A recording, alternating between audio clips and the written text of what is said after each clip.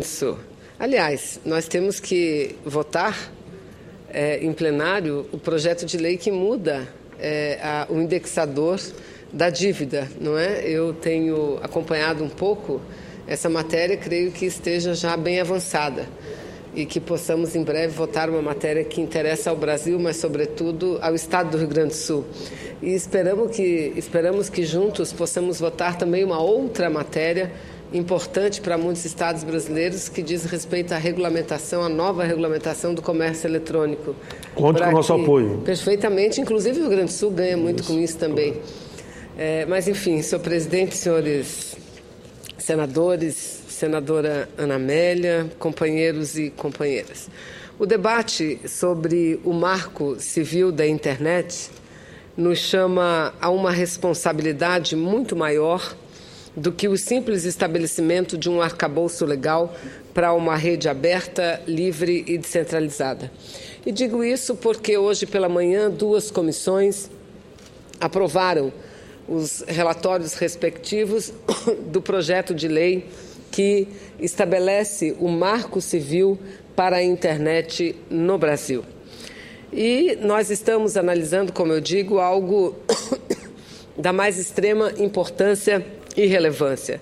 E temos em nossas mãos a responsabilidade de debater um conjunto de regras que servirá de base a uma nova modelagem para esse instrumento que transformou radicalmente todas as esferas da nossa vida.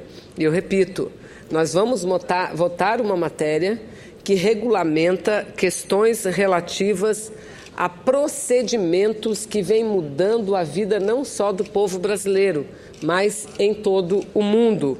Hoje, a internet, ela não apenas serve como um instrumento de informação, mas é também um instrumento de comunicação, mas é também um instrumento de transparência, um instrumento de diálogo, um instrumento de economia, diria eu, porque hoje, e nós acabamos de falar a respeito disso, precisamos votar uma outra matéria, que é a lei que regulamenta o comércio eletrônico. E o que vem a ser o comércio eletrônico, senão compra e venda de produtos através da internet, sem que haja necessariamente a presença física do comprador ou do vendedor nas lojas. Então, sem dúvida nenhuma, este projeto é de uma importância fenomenal para o nosso país.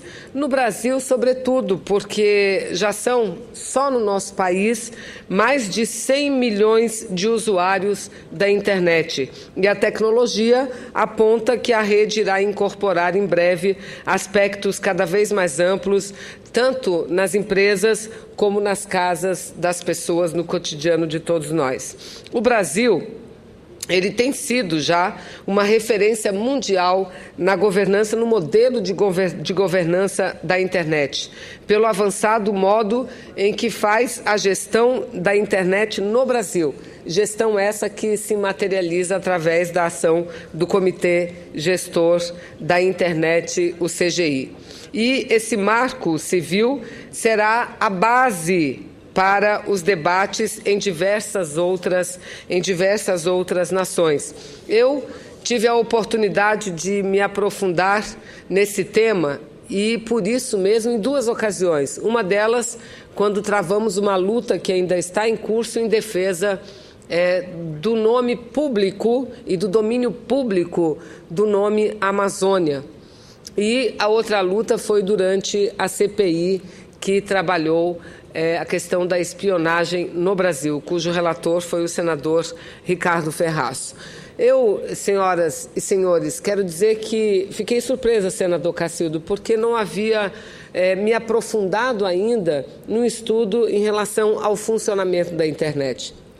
E quando me deparei, quando muitos se depararam, e foi comigo da mesma forma, com a possibilidade de ver o nome, a denominação Amazônia ser privatizada no âmbito da internet, e eu aqui comparo muito isso com a possibilidade de uma patente sobre um produto ou um processo, aliás, uma patente muito mais poderosa do que a própria patente de mercadoria ou de qualquer produto, porque o valor de uma denominação hoje no mundo conectado da internet é algo fenomenal.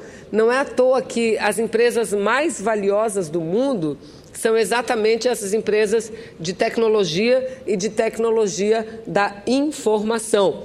Então, quando me deparei com este problema, foi que passei a melhor compreender como que a internet funciona no mundo inteiro.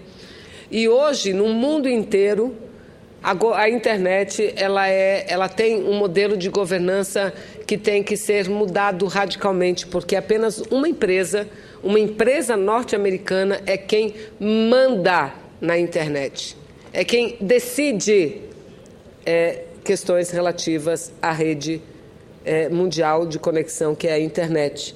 Existem conselhos, são 3 conselhos consultivos que devem e que certamente amparam a ICANN, que é essa empresa americana, para que ela possa tomar as suas decisões. Entretanto, nenhuma das atribuições que tem esses conselhos consultivos, seja o governamental, o técnico ou o jurídico, nenhuma tem qualquer vínculo legal de obrigatoriedade.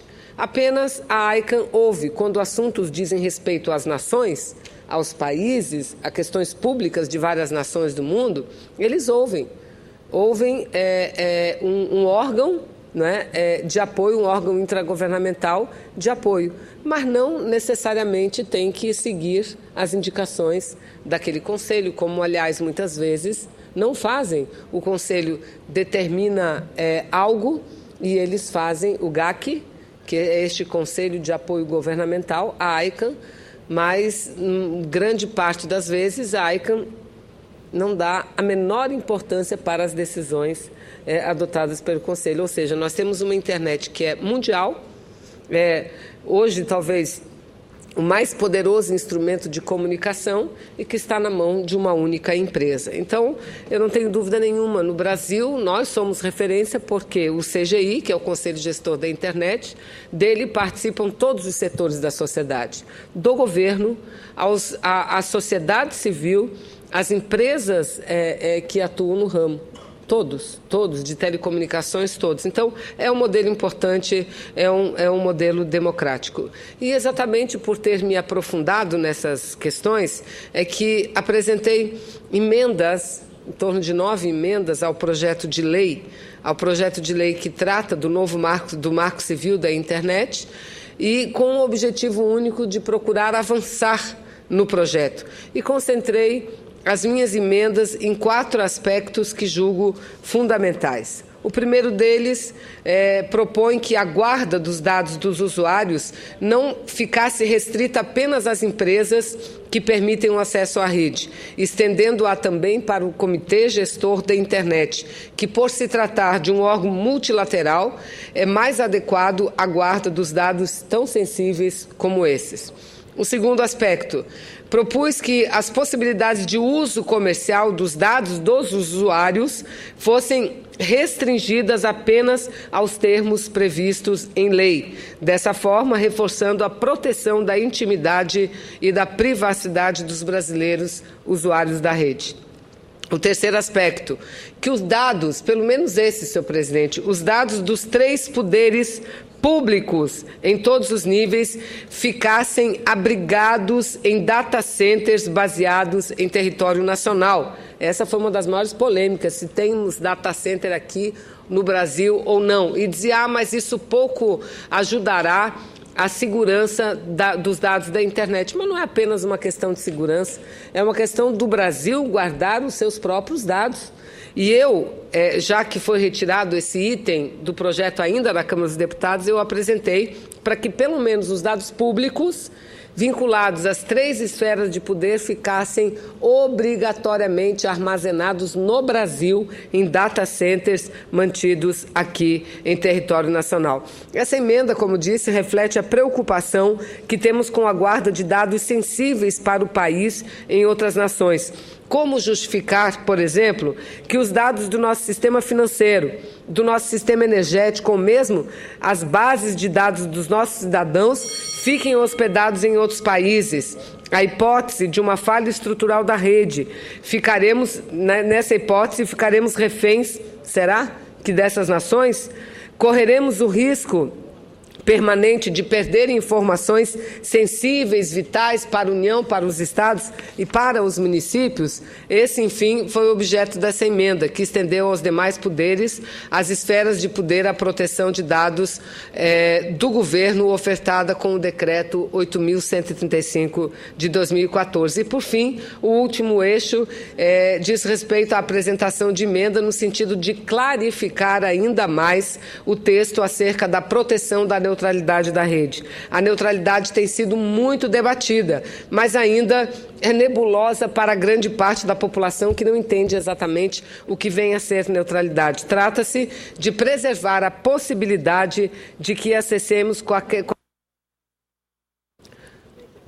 Eu concluo, senhor presidente, de que acessemos quaisquer páginas ou conteúdos sem ingerência dos provedores. Essas emendas, que eu julgo extremamente necessárias para o aperfeiçoamento do texto, certamente, senhor presidente, infelizmente, não serão aprovadas. Não serão aprovadas, por uma única razão, porque não temos tempo, por falta de tempo.